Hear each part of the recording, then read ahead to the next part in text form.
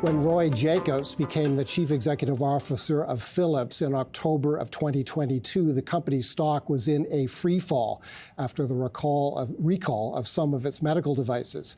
Now the stock has nearly tripled under his leadership. He has successfully transformed the 133-year-old giant, doubling down on its focus on healthcare, particularly in areas that can be exploited and developed with artificial intelligence. Joining me now is Roy Jakobs. He's the Chief Executive Officer of Philips, and we're delighted to have you with us. Thank you. Happy to be here. Roy is based in Amsterdam and has made a recent trip to Upper New York State and us here in Toronto. So the recall we're talking about was the recall of many CPAP and related machines developed by Philips. That recall happened in 2021.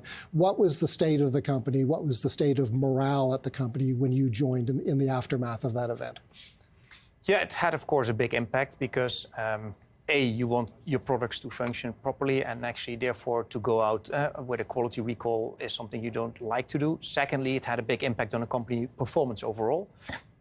So we had indeed seen significant share price pressure. And therefore, for me, when I came in, it was very important to start turning the coin towards growing the company again, building confidence, and also making clear that whatever we do, patient safety and quality has the highest priority. And I think that's where my plan started to kind of be executed against. And we have been seeing diligent progress since the start in 2022. I came out with a 3-year plan with a very focused strategy on kind of improving people's health and delivering more and better care, on the back of very strong innovation that is people and patient-centric, and focusing on great execution. And in execution, patient safety and quality was the first priority. Also, a reliable supply chain became of utmost importance, also in the aftermath of COVID. And a simpler organization to deal with a more complex world around us in an agile manner. So that's has been on my radar, on my focus. So just before we came on camera, you described the profile of the company now in terms of the sectors that it's in and what it sells. It does still sell CPAP machines, although they're a smaller part of its business. I should remind people who perhaps don't know, CPAP machines help people with a condition called sleep apnea, where they actually stop breathing during deep sleep. So give us the profile of the company now, what it sells and where its revenue comes from. Philips is, of course, known as an innovation company. We're around 33 years old. We have been innovating in many kind of different segments based upon our deep and strong technology base. But in recent 10 years, we really made a big shift towards focusing our innovation capabilities to support healthcare. And in healthcare, we have, in essence, a number of segments we are very strong in. It's monitoring of patients, starting actually from in the home, looking at kind of really the patient vital signs and what we can derive as insights from that, up and including in the hospital. Then the second is imaging, where we really look at kind of how we can provide the best quality imaging, but also at the quantity that's needed. And then the third is interventional therapies, where we look at minimally invasive therapies, where you, for example, can do an heart intervention instead of an open heart surgery of 9 hours, you can do it now in a few hours, and people can go home after the intervention.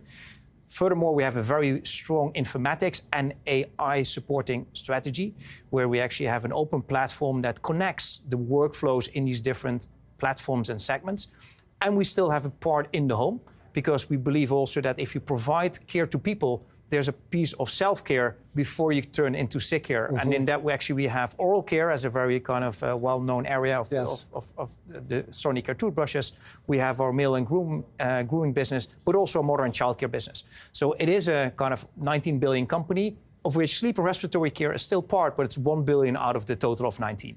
You said earlier that one of your early tasks was rebuilding confidence. Among who? Regulators and customers, I assume. And how did you do that? How did you begin that job of restoring confidence? I think it was very important to come out with a realistic plan, acknowledging our challenges, but also very much what we could do for healthcare, and calling that out. Being also very transparent on the plan that we laid out, where we kind of said, in the 3 years, what are we going to do?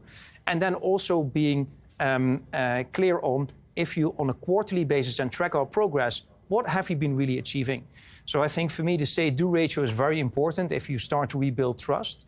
And you need to acknowledge the different audiences and what is it important for them. We have our customers that, of course, we need to deliver help deliver better and more care. They're under very big stress in healthcare. There's not enough people to take care of the people. The resources are constrained. So what innovation can do for them to really do a better job? We have the patients that want to have better outcomes when they go through a trajectory, but also they want to rely on a good experience, because if you're sick already, it's not a pleasant experience. But if you then actually have to go through treatments, how can you make an imaging treatment less intrusive? And you also have, of course, the regulators, where we had to show that we have a common interest, which is patient safety, and that we work towards that goal. And last but not least, we have people that have invested in us, that believe in us, and we needed to show that we are a good place to invest in to also get returns. And if you then look at all these different audiences, we have been really engaging a lot with them, being clear on what we are going to do about the situation, grasping the opportunity and addressing the challenges in a diligent manner. What kind of financial targets is the company working towards, and how does artificial intelligence fit into the picture? So when we came, actually, we had a challenge with growth. So we were not growing anymore. Also, we were cash bleeding, and we had actually a big margin step down. So when I came into play, we laid out a plan where we said we want to go first to low single digit and then to mid single digit growth, which we have been actually performing against. We said we really need to step up our margin profile towards low teens margin, which we will probably reach already this year. And then we had a cash target where we said we are going to have to bring in cash around $1 billion this year as a target. And we're currently tracking against those targets. Secondly, was very much also about how we bring in new technology, like you say, AI, to really untap the potential of technology to support our customers. Now, I think the beauty of AI in healthcare is that actually you have very tangible contributions that you can make. For example, I know that even in Canada, we have wait times for people that need an image, that need a scan. We have developed a smart speed algorithm that actually increases the image speed by 3 times, which means that you can double the amount of patients you can go that can go through a scanner in an hour. That actually has a massive impact on the output of a system, as one example. We also know that actually patients do move during an examination. Sometimes you need to rescan, so you need to go for a second or a third time. So we developed an algorithm combined with camera technology that has position technology and movement technology, so that actually you only need to do your scan once. In monitoring, we have a predictive algorithm that looks at the vital signs in hospital and especially in ICU environment. And if you see patient deterioration, we can, in a time of 24 and 36 hours, predict if, for example, an arrest would be coming at. And therefore, you can do an early intervention preventing patient deterioration or even worse events to happen.